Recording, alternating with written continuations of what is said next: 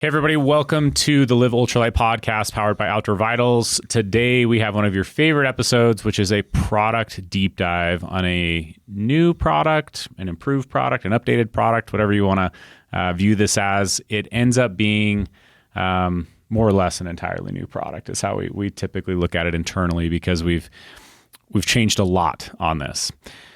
Also on that note, it is one of our best-selling products out there. It is our StormLoft Down Topquilt. So today I've got Brigham on the podcast, on the mic here, to talk about what we've been up to as far as updating this product and improving a product that I would say we already felt like was a phenomenal product. And that's kind of an interesting thing too. I mean, I've been thinking a little bit about this now. Brigham, you've been here 5.5 years now. And it's been interesting because when you came in, there was new projects that you immediately took over, and there was old products that we're currently selling that we wanted to improve and fix and polish. And now we're kind of coming full circle where some of the products that we released together that became best sellers are now getting revised and updated a second time.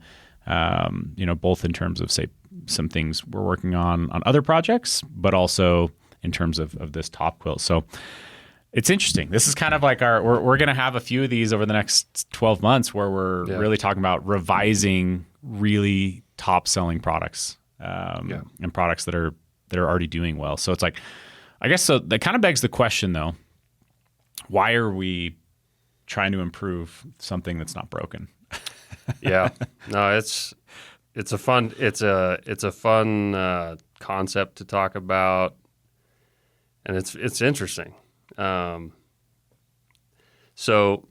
the question is very, like, that's a valid question. That's like almost timeless. Like, you hear that, like, don't fix what's not broken, or whatever the phrase may be. But if something is working so well, there's a lot of times there's a reason to justify, or there's justification to just let it be and ride it out. But it's, I'd say, a bit contrary to kind of like my personal beliefs or take on most things in life, or like whether it's life or gear or, whatever, is just like, there's got to be a way to find something to improve, or progress, or, and so with the top quilt, like you mentioned, it is one of our best selling products, and it's been a great product. Like, it's a really good piece of gear. But I guess to me, it kind of comes down to that, is that, we've got to be willing to accept that we don't have perfection. Like, we haven't perfected anything. I think we're always trying to do our best. But then over time is like the greatest teacher, and experience is the greatest teacher. And we always are learning things that we might be able to improve. And so I think, not wanting to just rest easy and just leave things be for, 10 years and act like it's so perfect or so good that there's not anything to improve. It just kind of presented an opportunity to take a product that people do really like so much, try to improve it, but do it in a way that doesn't deviate from what it was that people like so much, or what works so well. So it's a challenging thing, right? Like, I think you and I both resonate with this concept of, like, if you're not growing, you're dying. if you're not improving, you're sliding backwards. That's something that's really ingrained with me. I've always believed that, I guess, just in terms of even business. Like, it's like you're always walking up a down escalator, and the second you stop walking, you're slowly coming back down. And it's a good mantra to have. It also makes it hard sometimes to, like, sit and be still and enjoy the present sometimes. But I think that, like, one of the things that popped into my mind, actually, that's different from Outdoor Vitals here for a minute, is the Thermarest X-Therm pad, or the Thermarest Neo Air pad. that pad, I mean, that's one of those pads that you're like, if it's not broke, don't fix it. And they didn't for a lot of years. They just continued to sell millions and millions of dollars of these pads. But they just came out with the NXT model, and that model is significantly better, so much so that I actually now use that pad because before it was too loud, it was too noisy, it wasn't thick enough. And they were able to take these patents that they already had, make some improvements to the pad itself. And now to me, it made a huge difference, even though you could very well argue, like I said for years, like if you could give me one patent in the outdoor industry, it would be the Thermarest X-Therm patent. Yeah. And so I think that's the underlying concept, is to improve it. But it does pose challenges, because if you have something that's working, you can break it. And honestly, we've seen small instances of that where we've improved a product, but it didn't sell as well after we improved it. Maybe people didn't understand it as well after we improved it. And so we are, I think, more mindful than ever of that. Yeah. And I think the updates that we've done, like they're non-issue as far as like improving or hurting what people already love about the pad or the top quilt. So maybe let's just talk really briefly about what we feel like made our last generation of this top quilt really good, and what we were sure not to touch, I guess, or not to mess with. Yeah. I think what just kind of made it work so well, as a top quilt, was that the approach with our current, almost to be now in the past top quilt, is that we approached it from the ground sleeping user as opposed to a hammock top quilt user. So we wanted to make the top quilt just easy to use and just as simple and easy to use, and have it work well for the person that's sleeping on the ground on a sleeping pad. So that's what I think is the foundation of what makes it work so well, is that it basically is able to prevent drafts from the side sleeper, moving around within the top quilt. Just keep retaining all of our heat when we're laying in there, and just kind of make it like a hassle-free, no fuss top quilt. So you get all the benefits of weight savings and compactability of a top quilt, but we've kind of eliminated those maybe potential drawbacks or even perceived drawbacks that people might think are going to happen with a top quilt. But that's what I think was such a strong point to that top quilt, is just that it worked so well and it was easy to use, and it did a good job. Like when we released that top quilt, because we had a top quilt before this, so this is technically like our third generation of top quilt. Very first one, very straight edges, looked very, very standard for what a hammock quilt, I guess you would say. Like, because a lot of the quilts really generated from hammocks driving that forward in the beginning. And then people started taking them to the ground. And so our first quilt really was built more for a hammock. When we came out with this next generation, the one that we've had for the last couple of years, we saw some really big shifts. One, for the first time in company history, a company that was started with sleeping bags started selling more top quilts than sleeping bags. And that was a big shift and a big shocker for us. But personally, I went from, shifting back and forth between top quilts and sleeping bags almost every trip, just constantly shifting back and forth, to me sleeping in a top quilt 85 to 90% of the time. And keep in mind too, like, I kind of need to experience all of what we sell. So I need to sleep in a sleeping bag, or, also me and Brigham, we backpack year round. So sometimes we're going into extremely cold situations, negative degree temperatures. And so sometimes we'll go back to maybe a sleeping bag in those situations. But what I found is, instead of ping-ponging back and forth all the time, it's like, no, I use a quilt 90% of the time now, because it was working so much better draft wise, usability wise, obviously weight, compactability, things like that. But There's a big shift that I saw happen, and a lot of that, in my mind, was because we designed it for the ground. It was the shape, it was the cut, it was some of these finishes that really made a huge difference. And especially, I would say, having the width where we needed it, having it seal like almost automatically, like it kind of self seals easier. A lot of that, like, it was a huge shift that we saw in the last 2 years, and so yeah, we're building upon that. I think I think when you say like the self-sealing characteristic of it, I think that probably is the single biggest factor that makes the top quilt do its job so well. And I don't think some people realize it, but I think it's probably understated or underrated, because the person using it doesn't have to do anything for that design feature to work, right?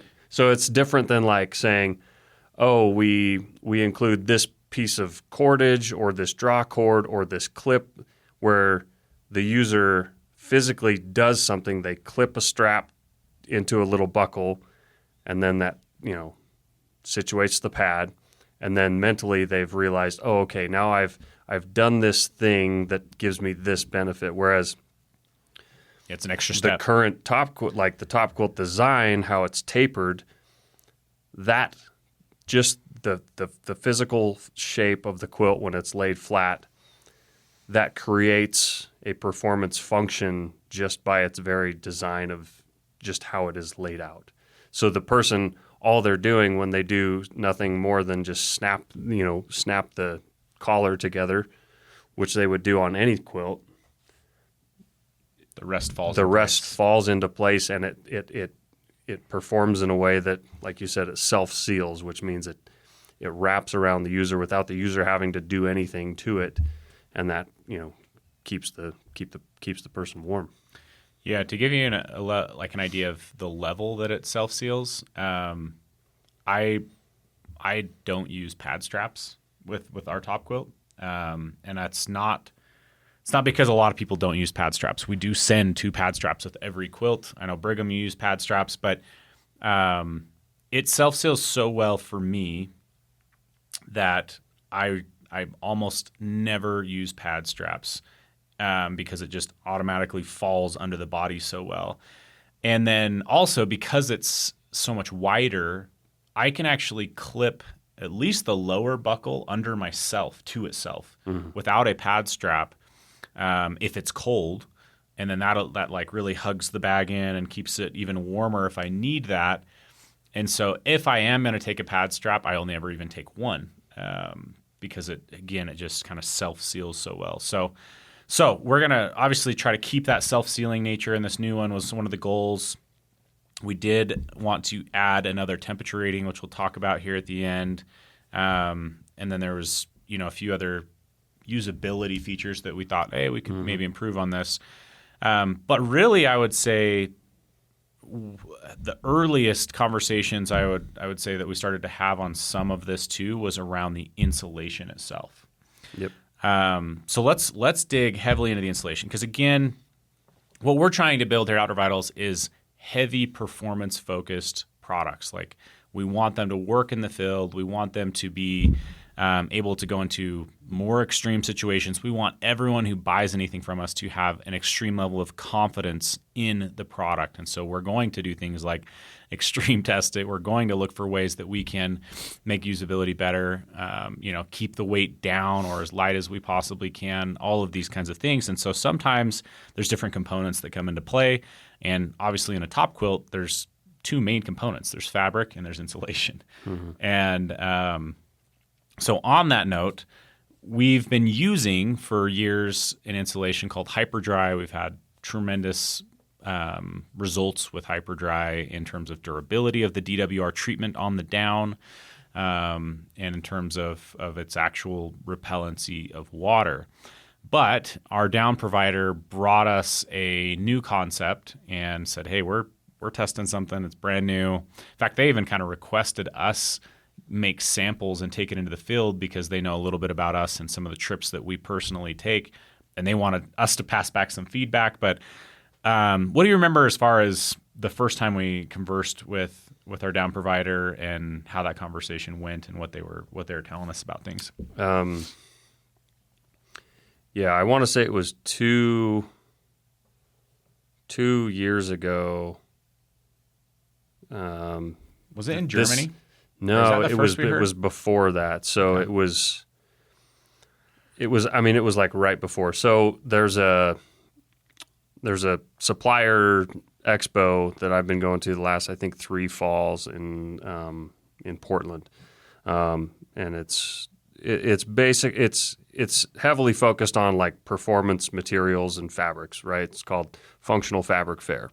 And so I was up there and I saw our down supplier was there. So I had already planned on, stopping by and saying hi and just touching base and catching up. And so kind of our contact there, he said, hey, let me tell you about this down that we've been developing. We're currently developing. And at that time, like, it wasn't even like they couldn't even say like, we it's actually on the market now. It was still in the development stages. They had been developing it for, a couple of years. And so they had some preliminary, lab type testing and results there. So he explained what it was and kind of the story and the background behind it and why they wanted to develop it. And it was really, really intriguing. And so what was cool was that, he mentioned like, okay, well, yes, we're developing this down, but like we can't do it without this technology from this other biotechnology company. So he said, yeah, I've got to take you over to this booth and have you meet these guys because they're the ones actually developing the technology that we're putting into this down.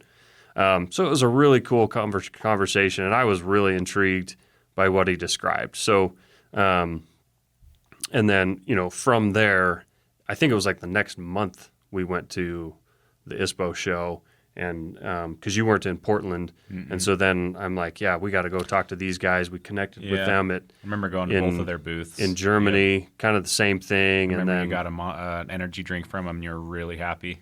Yeah, because you couldn't find the one you liked. They didn't sell them in Germany. So, I mean, already these guys are on my good side. But,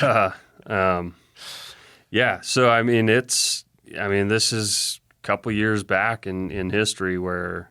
And what was the preliminary things they were telling us about it? Essentially, one of the aspects, because they're very responsible company, was like, okay, it's chemical free, it's a recycled material that we're embedding, it's permanent, right? Yeah. So like those were like 3 really big things for them that they wanted. But then we're talking about the performance side, and essentially to skip ahead a little bit of what this is, I guess. What they're doing is they had this biotech company that was reclaiming gold, recycled gold out of electronics, melting it down, and then zapping, and this is going to sound crazy, but we did tour the facility and see this in person. They then zap the gold with a laser to create nanoparticles, put that into a solution, and then they're able to adhere that in terms of like parts per million to the down. And that then has some downstream effects as far as what that means. And what they were telling us at this point was dry times were drastically improving. And I remember them also talking a little bit about like the ability for it to reflect back. In fact, I actually thought about this on my last trip. Do you remember them talking about like the ability to reflect back and potentially boost blood oxygen levels?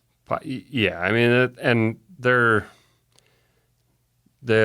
pretty good about kind of separating like what they tangibly can like see in actual results, and then just kind of some plausible other benefits that make sense, if they can be explained in a way that makes sense and is very likely to be real. But like, you know, they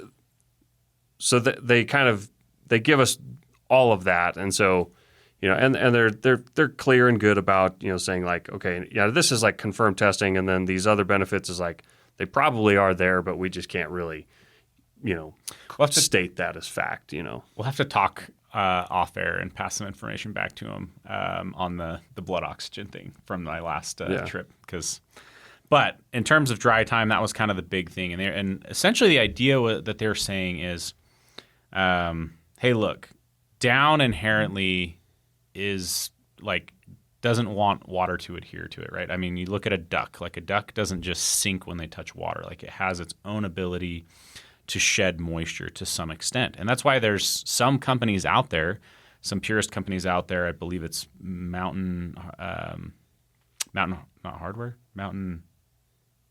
Oh my gosh, Feathered Friends, is that the one? And one of them out there, like they refuse to use any treated down because they believe that down has the inherent properties to shed moisture and stay fully lofted, because if you're coating it in something, you are losing some fill power out of virgin down. So there's some really interesting inherent abilities of down, and then we take it typically and we're coating it in DWR, especially for like the last decade. It's been like, what are we coating it in? What kind of a DWR coating is it? A water-based? Is it wax-based? What brand is it? What, you know, and all these kinds of things to see what kind of performance benefits we can get out there to solve the problem of what if your down gets wet? What if you lose loft because of this? And so what they were saying is, hey, look, down already has all these properties, but what we're seeing with this treatment that we're putting on it, with this nano-gold, is that it is boosting dry times. And in a scenario where you're going into conditions where you're introducing a lot of humidity, high humidity, day after day humidity, maybe some moisture on the bag day after day after day, that they're seeing that, say, on day 5, that this product would be more dry and be more lofted than even some of the best DWR treatments. Keep in mind, this is a company that has their own, you know, treatments and DWR treatments. It's not like they're saying like we have a better solution than those guys. They're saying we have a better we think we have a better solution than what we already manufacture ourselves. Right. Yeah. So, and the other kind of thing to keep in mind for context is, so down as an insulation, whether it's been treated or not treated at all, let's think about a 7-night backpacking trip in a semi-humid environment where maybe 4 of those days it rains, and every single one of those days you, the backpacker, you're sweating. So every single day you set up your tent, you blow up your pad, you throw your quilt in the tent, and then at some point you get in there. You go to bed. Let's say you go to bed 100% dry. Your clothes are totally dry. Throughout the night, your body is emitting moisture that is entering into the insulative chambers of that quilt or sleeping bag. That's going to be different from one person to another, but 100% fact is moisture is getting into that sleeping bag. So whether it's treated or not, the moisture is there. That's like best case scenario. Worst case scenario is you get in your, you know, whatever shorts or pants you're wearing, you decide to sleep in those, and like you got done hiking 5 minutes ago, so you're sweaty. So your bottoms are sweaty, your shirt's sweaty, your skin may be sweaty. You get in the quilt or sleeping bag. So all that moisture from your body heat starts to kind of dry out, but that now enters your quilt. And then your body moisture throughout the night is emitted into the quilt. And let's say it also rained or is raining at the time you get into your tent. Now that's a high humidity environment, tons of condensation within the tent. So you've got maximum moisture from you and your clothing inside the quilt, maximum humidity, some condensation, Maybe your foot box is brushing up against the bottom of the tent or whatever. So now you have a lot of moisture inside that quilt. Well, Inside, you outside. have an itinerary. You've got 7 more days of hiking. So you get up in the morning, you grab your quilt, you stuff it in the stuff sack, or you stuff it in the bottom of your pack. You take your tent down, you hike to your next destination, and you repeat that 6 or 7 nights in a row. Well, what happens is every single day that you do that, without introducing any external drying factor, like I'm saying you have not had the opportunity throughout the day to take your quilt out for 30 minutes in a nice dry air with the sun beating down on it. So every single day, when you pull that quilt out, it has lost some level of insulative value. May not be perceivable, or it may be. But after, say, 5 nights, you maybe have lost 10 to 30% of the loft of your quilt. And that occurs whether you've got treated down or not treated down, because you have no external factors drying out the down insulation within that quilt. So that's kind of best case, worst case scenario. And, you know, I'll add one more element to the worst case of that is that condensation from your tent. Like, depending on where you're at, what you're doing, the amount of groundwater, water just in the soil, in the ground, foliage, all of that, like, you can get a lot of condensation in a tent, even in a 2-layer tent. Like, you are not impervious to the amount of just extreme condensation. Your own breath, breathing, like you're getting condensation right where you're breathing on top of your bag, typically moisture. And then, to add to that, so then you're putting your bag away, you're bumping your tent just a little bit, or you've got that moisture up by where your face was, and you're repackaging that and hiking all day, right? So there's lots of ways to introduce moisture or some level of moisture to your bag. Yeah, but I think best case scenario, there's no way to avoid moisture being inside your quilt. Like, that's best case. Worst case is like you get a ton of moisture in there because you've been in worst case humidity and moisture levels for 5 days. But either way, you lose some insulative value, maybe 10 to 30% over a week, over 4 or 5 days. So with, let's say, previous technology or last generation water repellency treatments, whether that's the Hyperdry product that we've used, which is a wax-based product, other more chemical-based products. There's no external factor working to dry out that down, whether it's stuffed in a stuff sack or laid out on top of your pad. And so, maybe a treated down dries a little bit faster than an untreated down, but that treatment, it is a temporary treatment. It wears off after some period of time.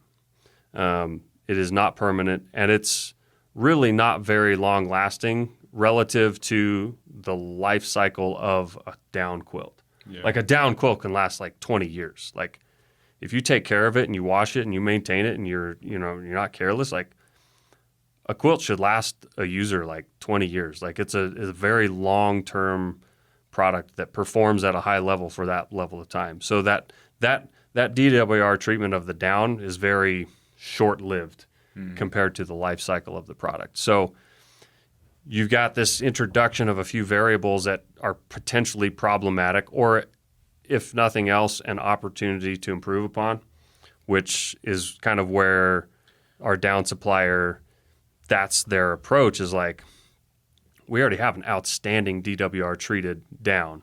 Very proven across the industry and within our own product line. But there's things they can do to improve it, and they wanted to really focus on that repeated real-world application of the degradation of your insulation over time. Yeah, so, and I want to interject just 2 quick things here. I will say this. Number one, I think when you first get into backpacking and you learn that down can fail due to moisture, it becomes an irrational fear. And so you start to be like, well, I have to just protect my down to an extreme level all the time. I mean, I remember kind of going through different phases over the last decade where slowly my irrational fear of down failing because of moisture became less and less and less. And it only takes like one guy to say one crazy story where you don't have any of the other details where you're like, oh, see, clearly it can happen. You know, this guy was river rafting and his bag got wet and then he told me he froze the rest of the time. And it's like, yeah, but what are all the other details? Why was it not in a dry bag? Why, you know, how, like, are you keeping up on any level of DWR? What are the other conditions? What are, you know, so many factors, but that'll like implant in your mind. And so then you start to like, the more and more you go out, the more you're like, how would my products, like, how would my down be introduced to a ton of moisture? And I don't mean a little bit of moisture. I mean like to fully saturate down and to the point of failure is an extremely, extremely difficult thing to do. I mean, go try to wash your down product in a top loading washer and your down will float on the top of the water for an entire cycle. And you could do that 3-4 times and your product will just sit on the top of the water, right? Yeah. There's a video out there I remember seeing years ago where Nick Wax like put a human in a sleeping bag and floated them on the water, right? And that has little to nothing to do, I feel like, with actually like Nick Wax as a product, and has everything to do with like the characteristics of down. Yeah. It's really hard to get moist. I even remember like my first time I ever went to Alaska. I had this irrational fear that like we're clear out in the middle of nowhere, no one's coming to save us. We were flown in on a plane and dropped off, and I was like, okay, well, like what do I like? Should I bring a hybrid Lofttech sleeping bag that we had, or should I bring a down sleeping bag? And I ended up taking the Lofttech one because there were still so many new things about it, and I was just like, but then I was like, how is this even gonna get wet? Right. And I was like, well, maybe if a grizzly bear came in, destroyed my tent, looking for something inside my tent, and then before I got back to my tent, it rained, you know, like, and you're just like, this is the most ridiculous hypothetical situation I can think of. Right. So that irrational fear starts to dissipate. But so let's talk about like the real rational side of what I've seen. Well, we've been on trips. Personally, I've been on trips where high humid environments, raining, snowing, you're getting into your bag wet every day. And I have personally no problem getting into even our last generation with hyper dry down into that top quilt wet and trying to dry out by morning. But the caveat is I find that to fully dry out, you've got to have like very adequate warmth inside the top quilt to the point where you're almost like sweating, which means that there's still moisture somewhere in that quilt. And so what would happen is that even though I had full trust in the down, you basically start to say, okay, well, if I expect it to get to 25 degrees and it to be this level of warmth, I'm going to take a 15-degree bag because it'll be more than warm enough to dry things out and to move some of that moisture out of the bag and to dry some clothes out and things. But I always knew that just like Brigham already mentioned, the down would start to degrade or lose loft by say 10, 15, 20% as the trip went on. Usually, I don't know that I ever felt like I lost more than 20%. But 20% is significant when you're on, say, day 5 of a crazy humid, crazy rainy, crazy snowy trip. Or if you're a thru hiker, right? Say you're a thru hiker on the AT, like it rains a lot and you're going day after day after day after day. And that down will lose loft. And I mean, in situations for thru hikers, you start to introduce a high probability of things like mold, micro mold, losing loft because of things like this. So anyways, in real world conditions, I had a lot of faith in the DWR treatments. I used them in extreme situations a lot, but I knew that the down was going to start to lose some of its loft in terms of 10, 20% of its loft, and it wouldn't be as warm as day 1. So I just kind of wanted to paint that picture because like the other down, it's not that it was like not functioning or not working or is a hazard, but that's what like a real world situation I feel like looks like and what it looks like to lose some of that loft day after day. Yeah. So that kind of presents, you know, touching base with the question of like, well, what's there to improve? So it's probably good to just pull those things, like let's point those things out. So we already had a great treated down. So what is there for Allied Feather, who's our down supplier with this down technology, what's there to improve? Well, again, that treatment is temporary. It will eventually wear out.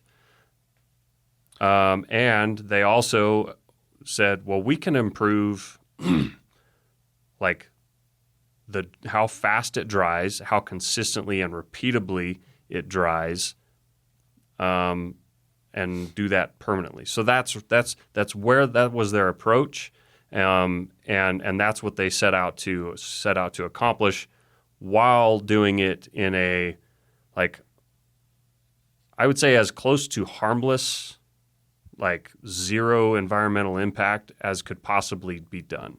So meaning they're historically in textiles and different performance properties and treatments that are associated with those, there already are like mineral treatments. There's different minerals that provide certain reactions and things. So silver is one, for example. Silver has been used for decades as an antimicrobial, but we'll kind of get into this in a little bit. But however, the silver, the process that silver has been, let's just say, exploited or manipulated to provide the performance characteristic that has been sought after for the last 40 years, really. It still has a chemical impact, kind of a chemical byproduct or more harmful effect than zero, let's say. But this company called Fuse Biotech, who developed the technology that is applied to Expedry down, which is what we're using in the top quilt, which is a nanoparticular gold, they have been able to do that in a non-chemical way. So I am not a chemist at all. The way they explain it is that it is a non-ionized or a non-ionic chemical particulate, and that is an important designation because of that non-ionized characteristic. It does not have any chemical effect, chemical byproduct, chemical waste, and it is not, and therefore is not subject, like it's inherently not subjected to chemical regulations because there are no chemical processes to harvest this gold particle and apply it. So it's like an FDA approved product, and it's like 100% environmentally clean. And like there's some weird anecdotal tidbits that we can mention there, but like it's incredibly clean. So they wanted to tackle improving down. They came up with a permanent solution that once this product is applied to down, consider it permanent. It is permanently mechanically bonded within microscopic structures of a down cluster or a down fiber that cannot just be washed out.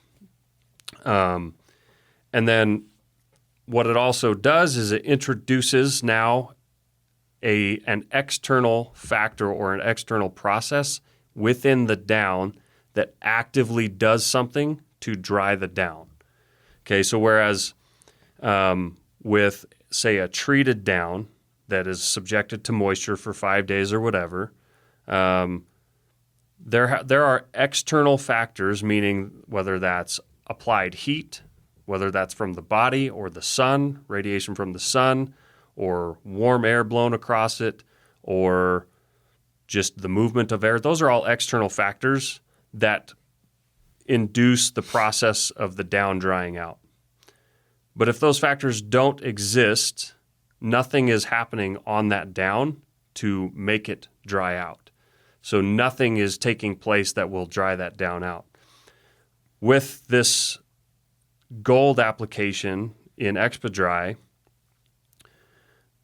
the gold, and these are microscopic nanoparticulate levels of gold, right? So they're like molecules. Okay, so it basically vibrates any water molecule around it, and it breaks up the water molecule. So if you break up the atoms within a water molecule, you no longer have water. So essentially, it vibrates water molecules until they're no longer water molecules, and that's the active drying process that takes place regardless of the condition. So whether it's sunny, cloudy, humid, whether you're asleep, whether it's just laying there on the ground or bunched up, that process is constantly taking place. It's not dependent on any external source of heat or air movement. So that's what's remarkable about it, and that's and the fact that will always be there, the whole time you have your top quilt. I think that's the big advancement, and that's kind of like that's the next step in managing and treating our down. Yeah. So to say that a second way, because it's a bit scientific, right? That this gold is essentially weakening the hydrogen bond and keeping so it does kind of two things. It both keeps water from forming droplets, and it also takes droplets and helps weaken them to the point where they can come back into more of a vapor form, right? And so what that means is that the down either doesn't adhere or allow the moisture to get trapped in it to begin with, or that it helps to vaporize it so that it can move out of the product. Because imagine this, you're sweating, you essentially turn water into a vapor form, it passes through the first layer of your quilt, but before it gets all the way to the other layer, the outer fabric of your quilt, it gets colder and colder and condenses into a droplet. And now you've got moisture trapped between the two layers of your down or your top quilt. And then that's where you start to see if it forms into a droplet, it starts to have some weight and sustenance to it. It starts to lose loft. And so this gold essentially excites it, keeps it in a vapor form, or helps it turn into a vapor form easier so that it can more fully dry, or just keep it from getting wet to begin with. And just like Brigham says, the amazing thing about it is 100% consistency, because you're not losing, any kind of you're not losing gold as it goes on. It's a permanent affixement. So how it acts on day 1 is how it's going to act on day 100.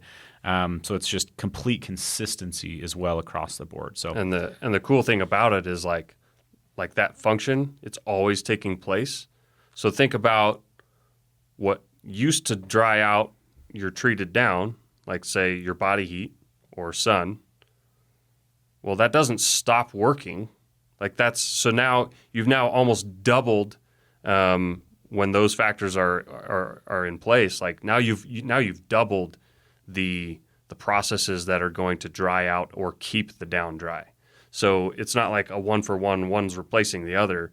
The gold is always working, but now if you are sleeping in it, it's going to dry out even faster. You lay it out in the open air, it's going to dry out even faster.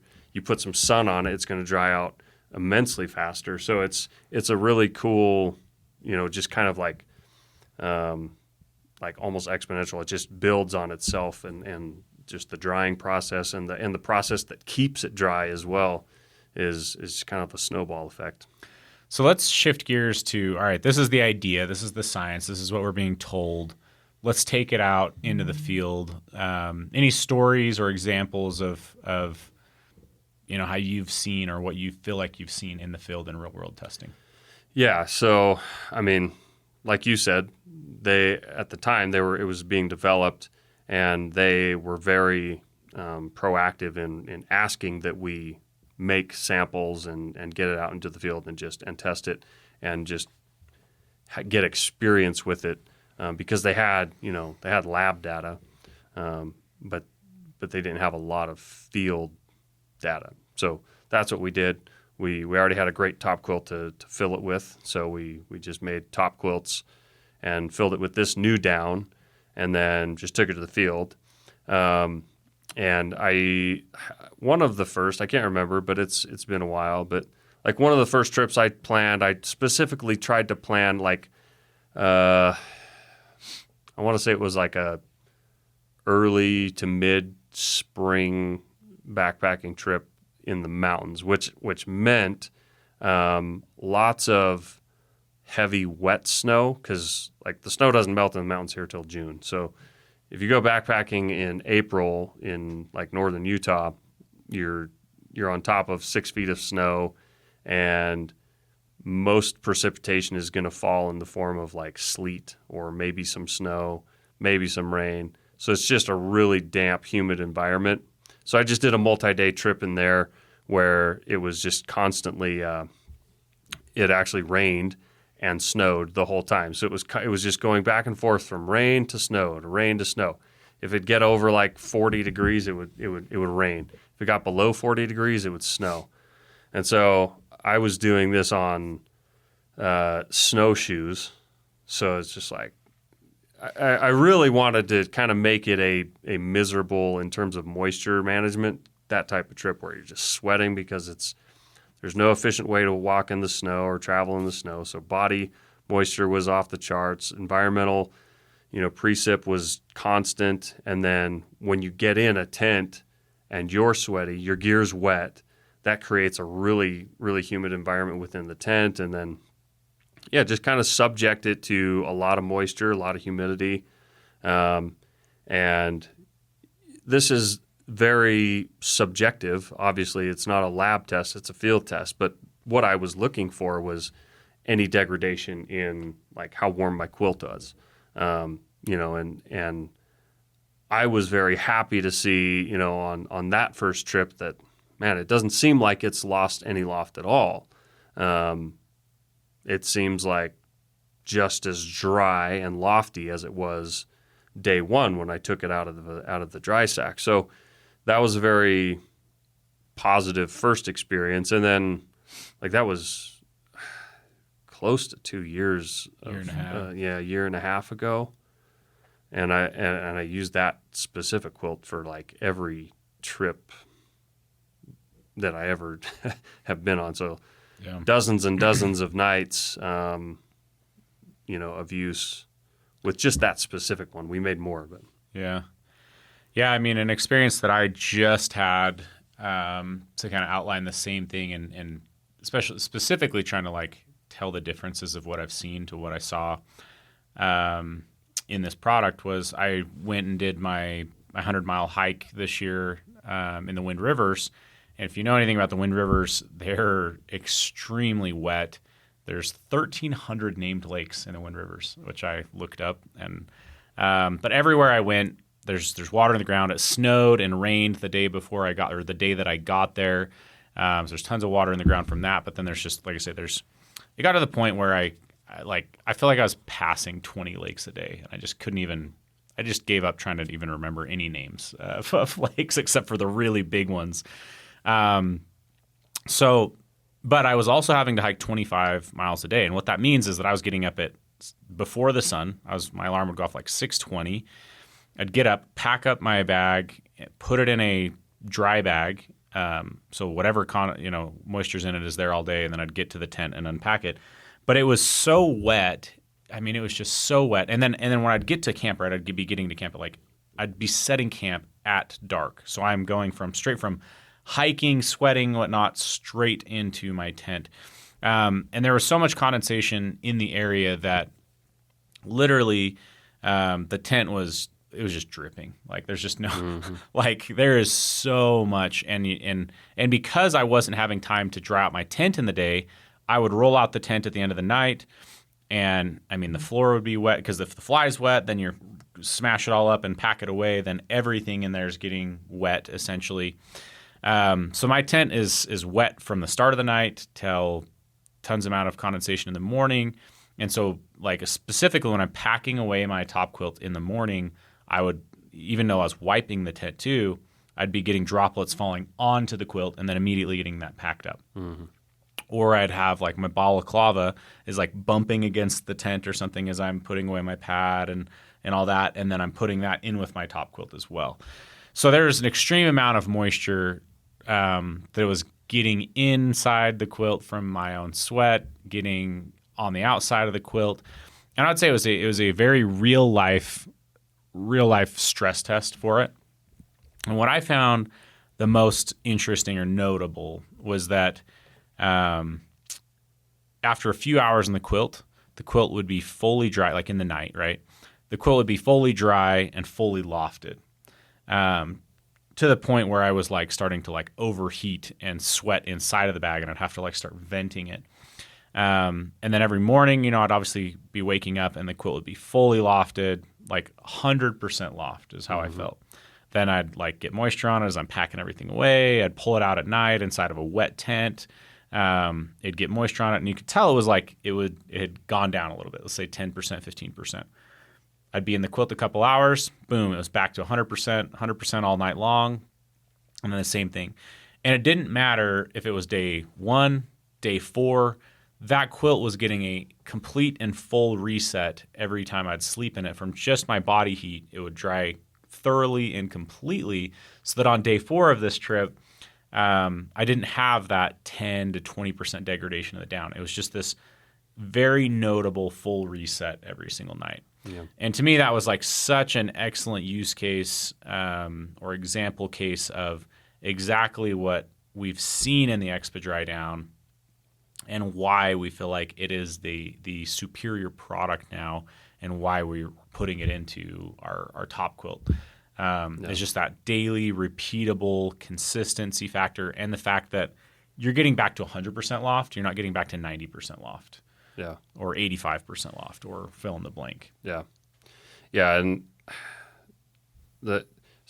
what really matters is like the performance in the field. And you know, I was telling somebody just the other day about this. It's like, yeah, it's very hard to like evaluate something in the field at a very minute level of comparison, or to have like the ability to say like, oh yeah, there is a noticeable or visible difference in XYZ.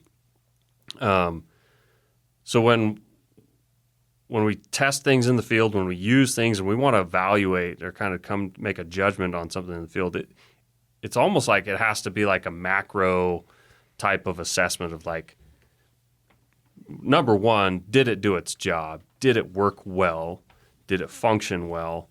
And then number two is like, do we see a difference in the positive direction?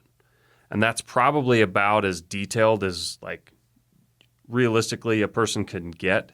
And so like 100%, that's what we found over 18 months of exclusive use with this down in our sleep systems. And then of course like there are cool lab charts and data that back all of this up in every scenario. So like in what Allied or they call like a complete saturation, that means the down is completely saturated like in a laundry environment. So however many cycles it takes to actually completely overwhelm and saturate the down in a laundry machine and flatten it, that is like the ultimate complete forced failure of the down, right? Apples to apples, comparing, DWR down to this down still dries faster than a DWR treated down, including their own best DWR treated down. So like even in like forced fabricated scenarios that are, just as close to the what if this happens scenarios, like in every test, it's performing better in terms of lab results as well. So, I mean, those things they're great to quote and they're useful. But, combine that with what we see in actual real world use. And then we've just been really excited about it. So the lab testing, I was just looking at it again yesterday, and it definitely, again, seems to shine more and more and more when they did some repeated testing, kind of back-to-back testing. You again see the Expa Dry not only beat it, but like really start to step up and exceed expectations. So, Yeah. So overall, this down product is superior, and long lasting and chemical free and all these kinds of things. And so we're really ecstatic about it. Like Yeah, that's cool. I'm really impressed with it. We've been impressed with it for a really long time. To us, it brings another level of confidence into going into the backcountry, and there's a couple other things that I'll note on as far as just moisture management when I get to the end of this and talk a little bit about like our specific top quilt and what's sent with it. But I think as long as we're talking about real world situations, this thing has proven itself time and time again for us, and we've been really, really happy with it. So let's shift gears a little bit and talk about some of the other aspects that we tweaked and reconfigured and messed with on this top quilt to try to improve it. And let's kind of go to the cut, taper, and then into the baffles per se. So one thing about our top quilt is that we believe that the cut and the taper of it, and taper means like, how it's narrowing down to the foot section of it, or narrowing up to the next section of it, which is a big part of what we think makes our quilt work so well. Is it's widest, right, in the shoulder and in the belly area per se. But most people keep it that wide all the way up to the top, and we actually narrow that back down near the neck section, and that complete cut there is that really what offers that self-sealing ability of the quilt. So in regards to the cut of the quilt, what did we try to improve? What did we change in terms of those dimensions? Yeah. Really, it just what we did and why we did it came from just being very aware of why our current top quilt works so well, which is the way it does taper towards the top edge or the collar area of the quilt, and kind of asking the question of like, what if we made that more dramatic? And are there any issues that arise from how it currently is? So there's an area that I found like could be improved, because if you lay out the top quilt flat, so it's almost like, let's say above the foot box or from the foot box up, that's laid flat. That's kind of like a two-dimensional object now. It's just flat. Well, now if you put a three-dimensional object inside of that, and then you snap the collar together as it wraps around, where it snaps together is actually going to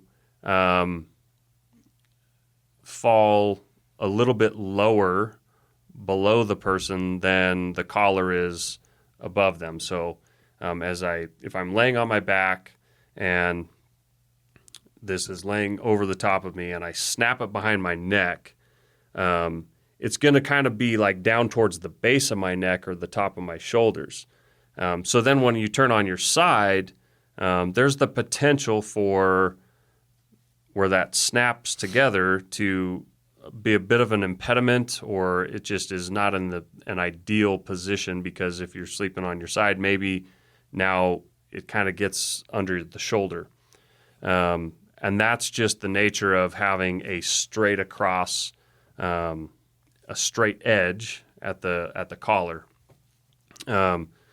So kind of ask the question, what if we made the taper even more dramatic towards the top, but added basically so it curves down towards the middle instead of being a straight across edge, and experimented with that, because we know the taper towards the top edge works well. We know it works. It basically forces the quilt to wrap around the body and self-seal.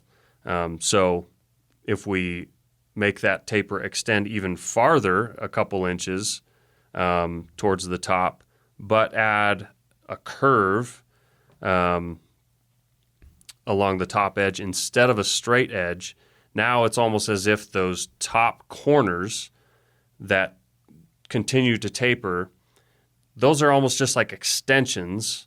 So then when we go to wrap it around our neck and snap it in the back, that snap hits just naturally where we want it to, in the void between our head and our shoulders. And it's not getting in the way, and we can move side to side more freely. But also that more dramatic taper, it just improves the forced or the natural wrap of the quilt around our shoulders, but it does it and it eliminates excess. There was even kind of the ability to we just noticed if we close up the collar, then that means we're trying to block, we're trying to close that area up. So it doesn't make sense, and this is why we did it in the current top quilt. It doesn't make sense to have that full width, because all that means is that's just a big opening that you're going to have to cinch down anyway. So that's kind of the main purposes for what we did with the taper. We made it more dramatic. We made it more extend farther into the corners, so it's a little bit narrower, straight line from corner to corner, but it's above the shoulder where it's just empty space. But it does close up way more naturally and in a more convenient way. It's noticeably easier to just grab the corners and snap it behind your neck, whether you're on your side or on your back, and it just seals even better now. I would say is kind of that's the point. It seals even better, and there's less space to cinch up when you do decide to use the draw cord to cinch up around the neck. Yeah, I would to put that in layman's terms a little bit more. I would say it's easier to do the button behind your neck now because there's more material, more space there, and then it just offers more of an ability to a little bit easier ability to seal around the neck area, and then it still falls in line with what made our last quilt so good, which is that same self-sealing type of edge that we already had on it. So that was the biggest note. There are if you lay the quilts on top of each other, so there's a little bit more, I don't want to say sharp edges, but less gradual rounded edges as we really target specific areas, trying to make sure we have the absolute amount of width we want in this area so that it doesn't get a little bit too tight on the shoulders or a little bit too tight here, but then keeping the same general self-sealing feeling and cocoon feeling that we're going for here. We also changed up the baffles a little bit. This is our third round, I would say, of mixing up the baffles a little bit. So what did we do this time with the baffles and why? So on the current top quilt and the new top quilt, at the foot box, the baffles are horizontally arranged. That's a small, it works really well because that's a small area in the foot box. It's not a really wide distance of those baffles. And then the current generation top quilt, from the foot box up, it goes to long vertically oriented chambers, and they're kind of split across the middle into two. So that you can't move down from just above the foot box all the way to the head end without hitting a baffle, so it can't shift as fully. That was our last one. Yep. So with the updated one, we have on the sides, on the far outer edges, mostly the area that's going to be wrapped around and tucked under the body. We kept two chambers that are vertically oriented that have that same, they're kind of cut in half, halfway up the length. But across basically what lies directly above or directly on top and slightly around the body, we've changed that to horizontally oriented chambers all the way to the top.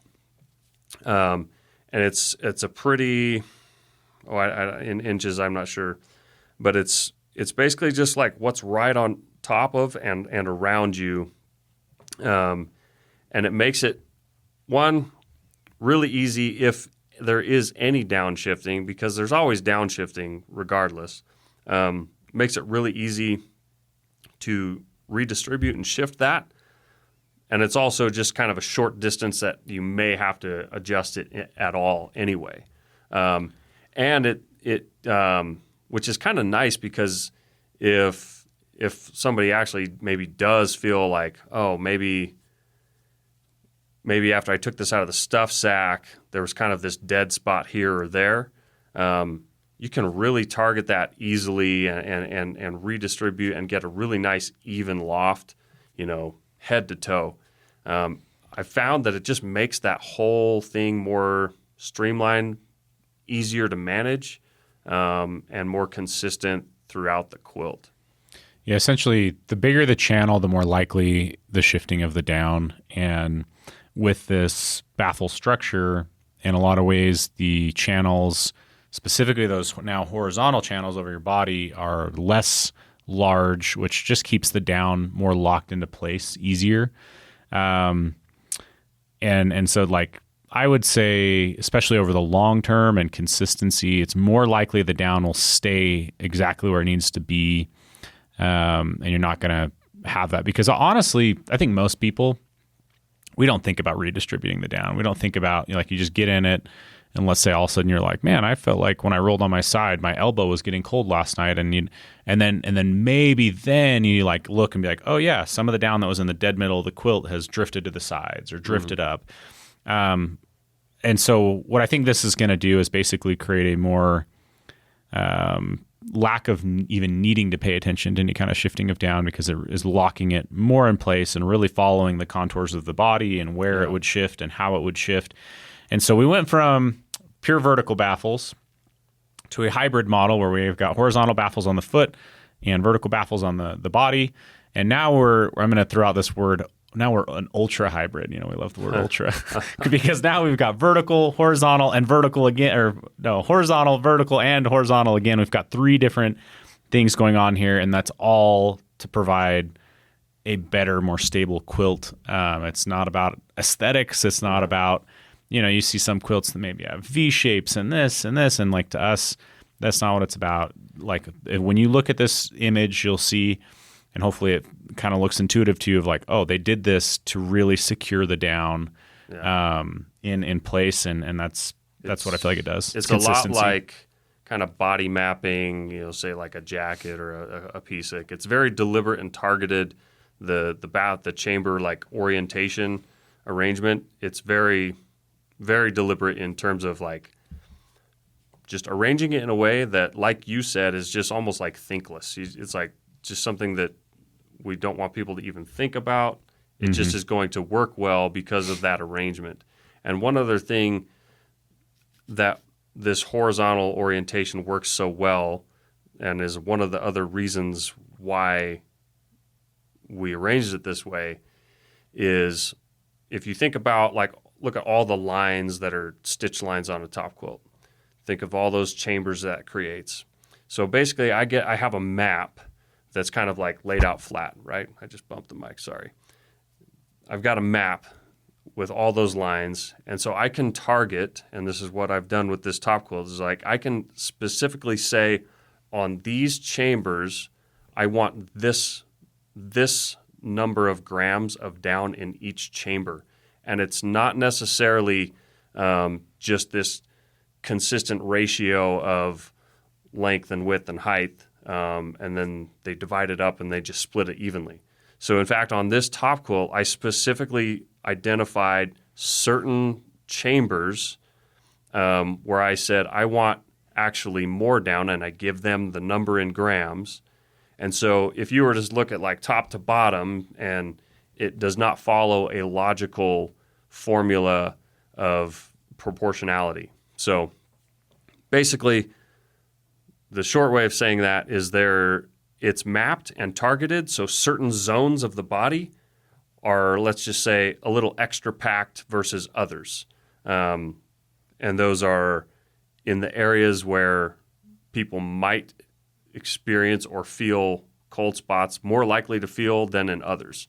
So that's a lot easier to do with the horizontal orientation of these chambers and the size that they are. If they're these really long ones, I don't want to like target, 3 inches left of center the whole length of the body. I want like to just target like, okay, from the shoulder to the navel, I want that beefed up in terms of insulation. And that's a lot easier to do with horizontal arrangement of down chambers. And so that's kind of the unseen feature of this top quilt.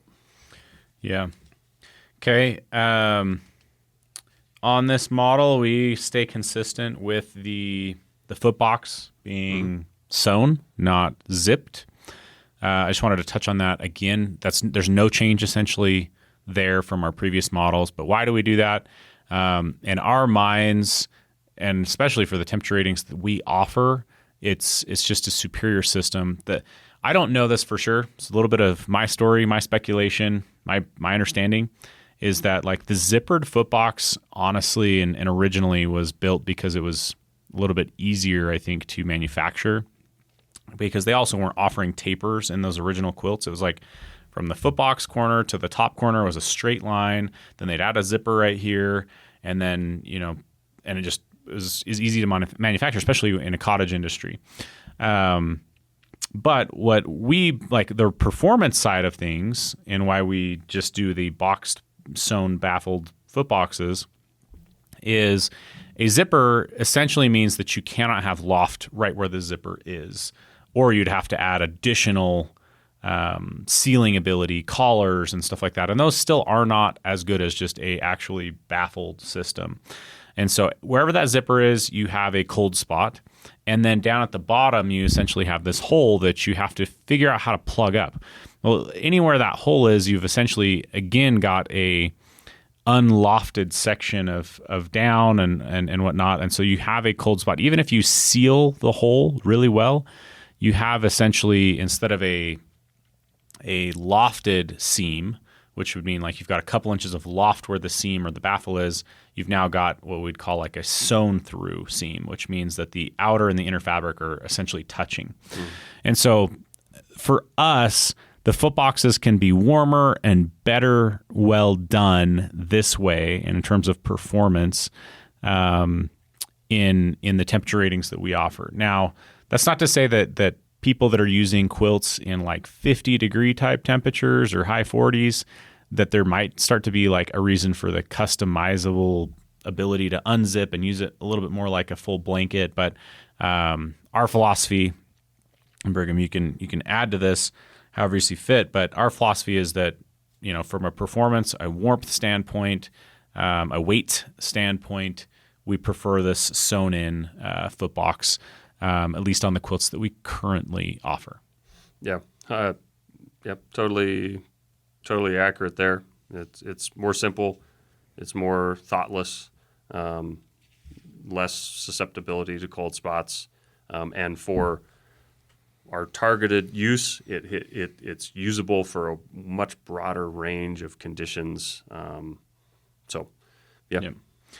Okay, let's talk about kind of the last tweak, I would say, to this, which is has to do with the draft collar drawstring, the neck draft collar drawstring. So we've over time, this has been something that comes up, and I think it's one of those things that people think like, oh, this is easy, or it's something so simple. Like, why do people do this? And the idea is that essentially when you're sealing up the neck area, like you clip the button behind your neck, and then you've got a drawstring that's essentially right where your chin is, that you then cinch up to seal in your neck and fully, seal off the top quilt.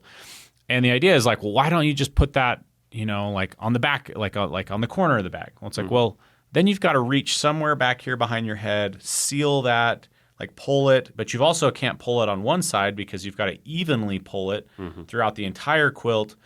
And so when you start to like look at it, it's not as simple as like, oh yeah, just move it here. It's so simple, just move it here. And sometimes we'll see comments like that, but there is a reason that you put it in the middle of the bag so that as you pull it, it evenly tightens down the bag. It functions the best being placed in the center. You get the most consistent easiest to operate and most functional. Most findable. You're not trying to dig around the back of the bag behind your head in the middle of the night and cinch something down. So that's the reason it's there. But there is, and for me, it was like I'd always just pull it straight onto my chest. It'd be out of my way. I never had any issues with it. But some people, it would bother them, or it might fall on their face or something. So that was a constraint, something we were looking at. And what Brigham came up with was basically these channels, these little webbing loops, that as you seal that down, you can simply take the end of the cord and tuck it through the webbing loop, and it routes the drawstring, the excess drawstring, around the side of your face and neck area and just holds it flush against the bag. Yeah. Pretty simple solution. Once you'll see it, it'll make total sense to you, but it's one of those finer detailed things that you might be like, oh, why did they add this, or what's this for, or whatever, but you'll see them on the bag and work really easy, super, like almost like Occam's razor, like simplest solution, type of a feel. Yeah, that was kind of the thought, is just like, for something pretty insignificant, yes, it can be annoying to some people, but performance-wise and for the quilt to do what it's meant to do, it's a very insignificant thing. Did not want to over-engineer and add a ton of extra material to come up with some overly designed solution. So yeah, it's virtually, it's like a 2 gram weight penalty, those little 1.5 inches of thin webbing that's added to it. But it just gets it out of the way. And it is kind of nice because once you route that excess cord through the loops, you can still function, operate the draw cord, cinch it up more, loosen it up in that routed position channel, where it's still routed through. Like you can still just grab the end of it and just pull through. It functions all the same, but just now keeps it way out of the way and, doesn't tickle your face or, bother you. Okay, a couple other things just to note. The fabric itself is staying the same, although the treatment now is a PFAS-free treatment on the DWR. But because of that, we also we changed up the colors a bit. So if you jump over to the website, you'll be able to see the colors. The idea of the colors is roughly the same, but now they're much more muted, kind of rich-looking colors, I would say, versus more of like a flashy, shiny, sheened type color. Yeah. So go look at that. They look really, really sharp. The blue, the kind of red went more into of a mahogany direction or something. I don't know if I'm always the best at naming colors, but looks really, really sharp. And so you can check that out. We did talk a lot about down. I just wanted to come back and make sure that we mentioned, we didn't change the fill power or rating of the down. That is still the same. And we did bring in a new model, new degree temperature of the top quilt, and that is a 40-degree model. So now there is an option for you guys that are in these warmer conditions to have a more preferable, per se, top quilt temperature. So that's there.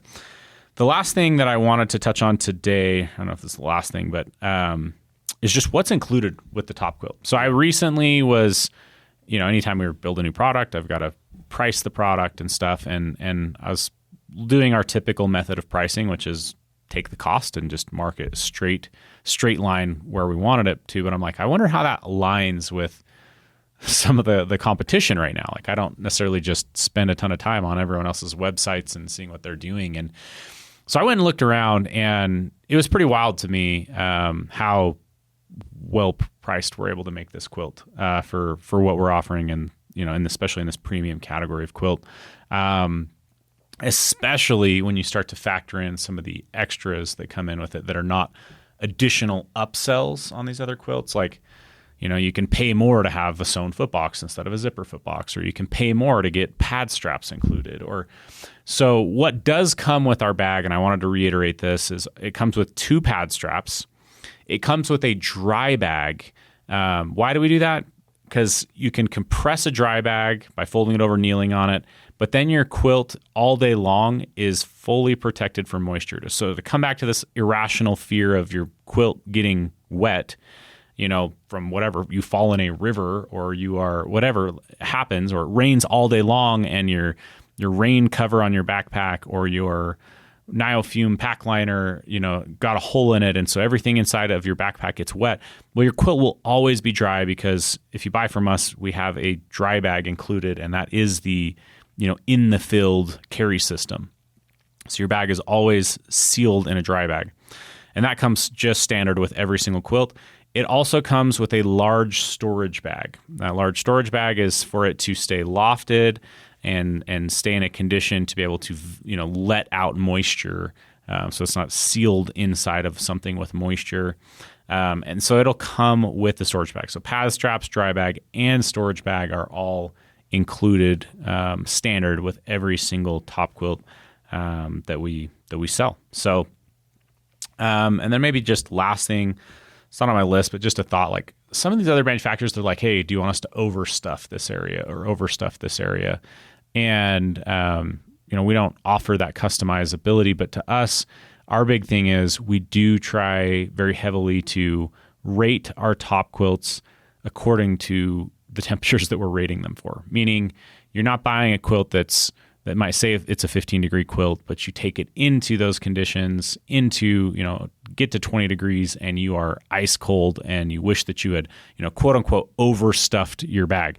I don't think that it should be standard, my opinion. Again, this is my opinion. I don't think it should be standard that you need to pick a temperature rating and then overstuff it. That just doesn't really make sense to me.